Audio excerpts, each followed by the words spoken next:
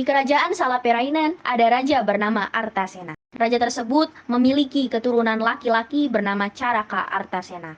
Kerajaan Artasena memiliki tujuan untuk membasmi keturunan Ascian.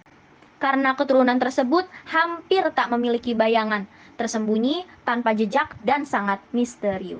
Keturunan Ascian sendiri memiliki kemampuan melebihi manusia biasanya. Ada yang menyebutkan mereka bisa mengubah wujud sesuai dengan keinginan mereka. Ada juga yang bisa mengendalikan air, menyembuhkan luka tubuh dengan hanya disentuh, dan sang pembaca pikiran dan simbol. Pada awalnya, pihak kerajaan memiliki hubungan baik dengan para Ascian. Tetapi, pada suatu hari, para petinggi kerajaan Salaperainen termakan hasutan. Barang siapa yang dapat membunuh keturunan Ascian dengan tangan mereka sendiri, orang tersebut akan memiliki kehidupan abadi. Raja dan para dewan kerajaan mengundang pemimpin ASEAN untuk mengikuti makan malam bersama.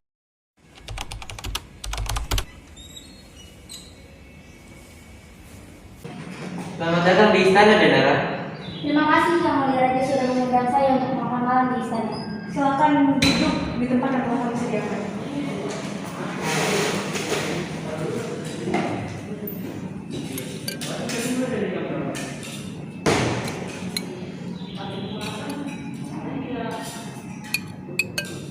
Ada apa gerangan Raja sampai mengundang saya untuk makan malam di istana kerajaan? Saya ingin menawarkan kerjasama antara pihak kerajaan dengan kaum Anda. Perdana Menteri mulai menjelaskan kerjasama antara pihak kerajaan dan kaum ASEAN. Pihak kerajaan menginginkan kaum ASEAN mengirimkan pejuang terbaik untuk menjadi kesatria pertahanan kerajaan.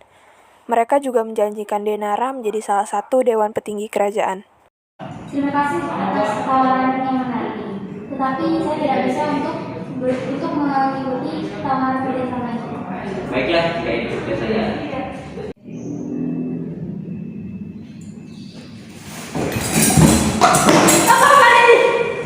Ini ganjaran kamu karena menolak.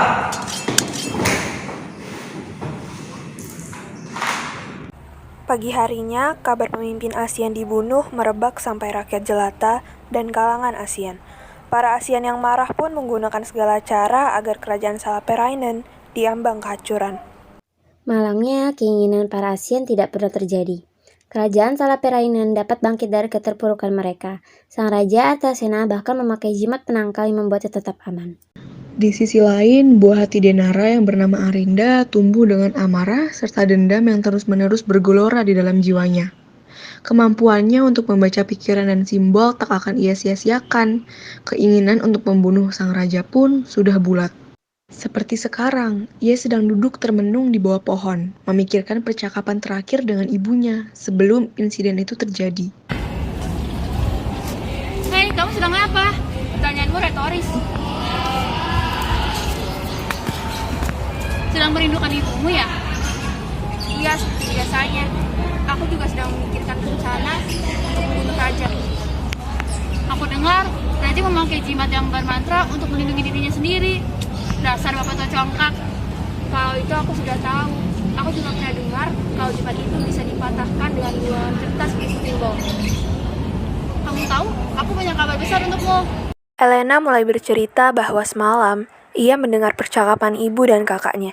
Ada kabar burung yang mengatakan gulungan kertas itu berada di ruang bawah tanah atau ruangan rahasia di istana.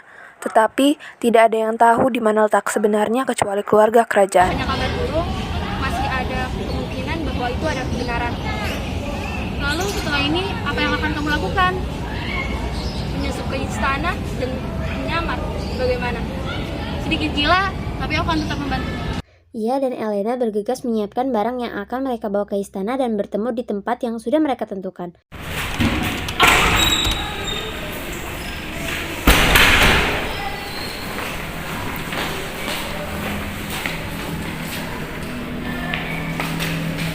Apa yang kamu butuhkan?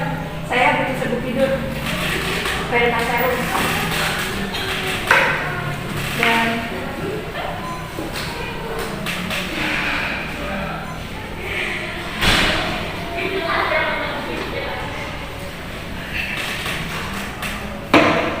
saya harap kamu menggunakannya dengan sangat bijak dan berhati-hati waktu. Pas, terima kasih.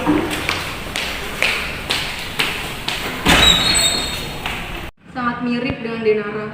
Semoga kamu tidak salah memilih langkah, Arinda Seta Santika.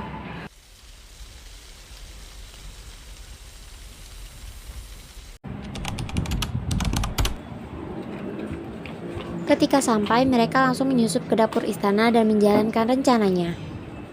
Kebetulan ada 2 pelayan yang sedang mencuci piring. Lalu mereka mulai menjalankan rencananya dengan meniupkan serbuk tidur di wajah kedua pelayan tersebut. Seketika pelayan itu terjatuh, lalu Arinda dan Elena segera mengambil seragam pelayan tersebut. Setelah mereka menggunakan seragam dari kedua pelayan tersebut, mereka segera mencari ruang peristirahatan pelayan dan menyimpan barang yang dibawa. Waktu mulai menunjukkan pukul 6 sore. Para pelayan sibuk menyiapkan makan malam. Arinda mulai melaksanakan rencananya dengan memasukkan Verita serum ke dalam minuman pangeran, dan Elena menjaga agar tidak ada yang melihat. Pangeran mulai terlihat berjalan mengelilingi taman kerajaan. Lalu Arinda dan Elena segera menyebar serbuk tidur kepada pengawal yang ada di sekitar. Apa nih? Di mana gulungan kertas berisi pematas jimat raja berada? Gulungan itu berada di ruangan raja. Hei, kau sudah gila. Kau ingin membuatnya mati juga. Kita harus menghilangkan efek Veritas serum itu, Elena sayang. Bagaimana jika ia melaporkan kita kepada raja? Aku tak tahu cara menghilangkan efek seperti itu. Baik, aku bisa bantu. Kita hanya membuatnya pingsan, bukan mati. Ayo kembali ke ruangan kita.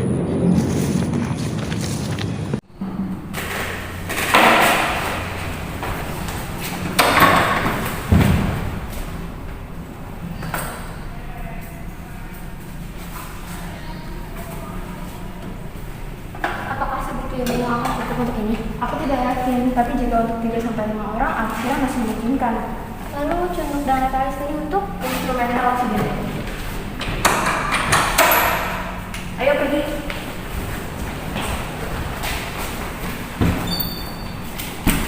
Mereka menyelinap dari ruang peristirahatan pelayan dan menuju ruangan raja. Setelah sampai, di sana hanya ada 2 orang pengawal yang sedang berjaga. Raja ini bodoh atau bagaimana sih? Ruangan berisi benda penting hanya dijaga oleh 2 pengawal. sudahlah, biarkan saja. Jangan banyak pendapat sama itu. Tidak ada yang tahu jika di ruangan itu ada jebak atau tidak. Astaga, ini juga. Kenapa aku tidak kepikiran hal ini ya? Sudahlah, kita lagi buat kita juga sudah menjalan.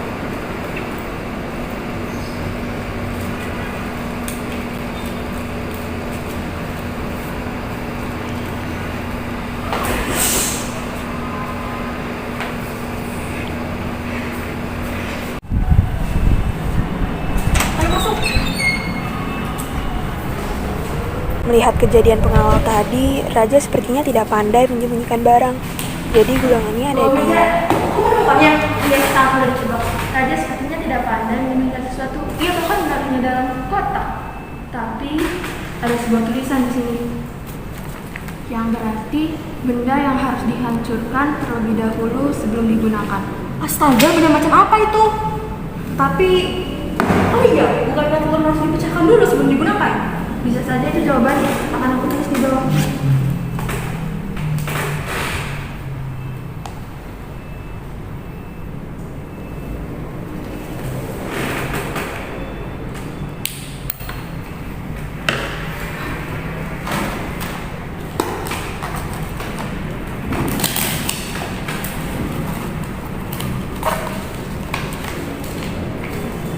Simbol apa lagi nih? Tenanglah, membaca simbol itu tidak sesulit itu. Sudahlah, cepat temukan artinya sebelum ada yang melihat kita di sini. Hanya satu warna tetapi tidak satu ukuran. Hadir di bawah sinar matahari, tetapi tidak dalam hujan. Aku baru pikir aja begitu menyukai teka-teki. Apa kau tahu apa ini? Aku rasa kepalaku akan meledak sebentar lagi. Ayolah, ini hanya sedikit lagi.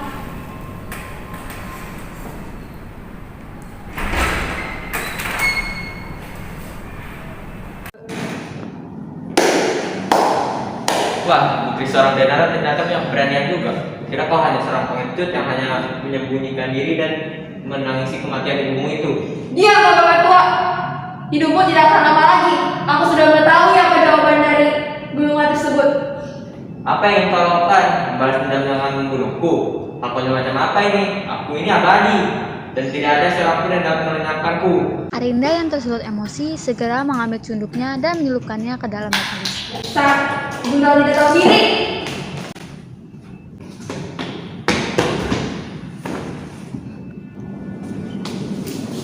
Mati adalah balasan setimpal untukmu. Nyawa dibalas nyawa. Pada akhirnya, yang menjadi pengecut adalah dirimu sendiri. Ayo.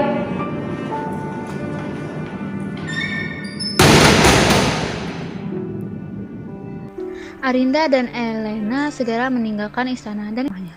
Setelah sampai, mereka langsung memberitahu kaum Ascian bahwa raja telah mati dan kaum Ascian serta Arinda bisa membalaskan dendam atas kematian Denara.